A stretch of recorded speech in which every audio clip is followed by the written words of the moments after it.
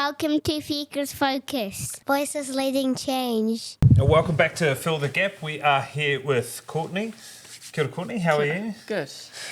Today we're just talking about the enrolment process and just making sure that families feel that they're supported and understand in that space.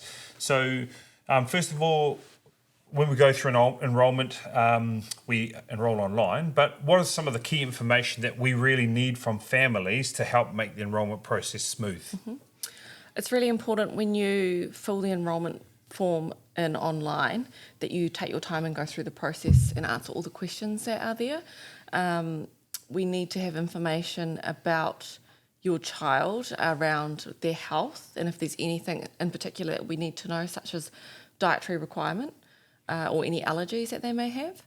And as you go through the process of the enrolment form and answer all the questions, and you'll get to the end and submit it, once that happens, we then get a email notification and we will then be in touch with you. I think and it's important to understand that the enrolment process that we go through holds your place. So because when we have centres that, and lots of great centres in the area where the centres are full, the enrolment process holds your place. So when you enrol initially, it does not hold your place. You need to, because you can potentially enrol without even popping in for a visit yet. So we don't know about you, and you don't know if we've got any space available. So initially when you enrol and we start that first conversation with you, we can then look at spaces available. Remember, some of these centres can be 3 to 6 months waitlist time, depending on the area. So we do advise you to get your enrolment through as soon as you know when you're returning to work.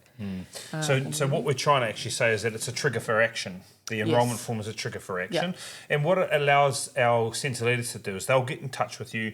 They'll say, hey, Courtney, I see you've got little Ray and we're excited to have you as part of the Future Focus, or whatever centre they're at, but whatever, we're excited to have you as part of the Future Focus whānau. We just need some information. How many days are you looking for? Blah, blah, blah, all those sorts of things. And also just digging into some of those spaces around health, and there's also things like whānau and contacts. So first and foremost, dietary requirements are important, but in terms of contact information, what are some of the key pieces of information we need so that it helps ensure that we can keep solid contact with the whānau? So parent/caregiver contact information, such as phone number and email address. It's really good to have someone else there as an emergency contact, potentially someone who's local. And then if there's anyone that should not have access to your child, you will need to let us know about that as well, so that we can maintain that on record. We also need to have a clear list of if there's someone like Nana or Papa or Auntie or Uncle that comes and picks up every now and again. We must know who that person is. We won't actually let the child go if someone random just turns up to pick up the child. It's really important to understand that. So it does help to have that information on the enrolment form. Anything else in terms of what helps the centre support the transition into the centre in that space? Any other information?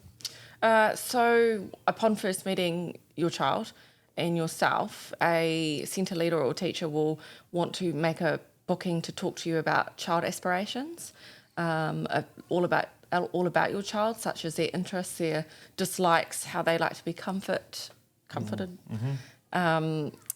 how they go to sleep. Kai that they regularly dislikes. eat. Sometimes we get the beige diet. That's probably what we could have put down for our children. But and what that allows us to do is just to make that whole transition really smooth. In the aspiration piece, it's really important to stress that we need to know what your aspirations are for your child. We want to know what you are trying to achieve, what you want to see going on. And I know it's easier to say, loved and care. We really want to see those sorts of things written down, because it's your most precious taonga, and it is a really important piece for us to help that transition in. Okay, that's a pretty smooth little piece around transition. Thank you, Courtney. I appreciate that. Thanks.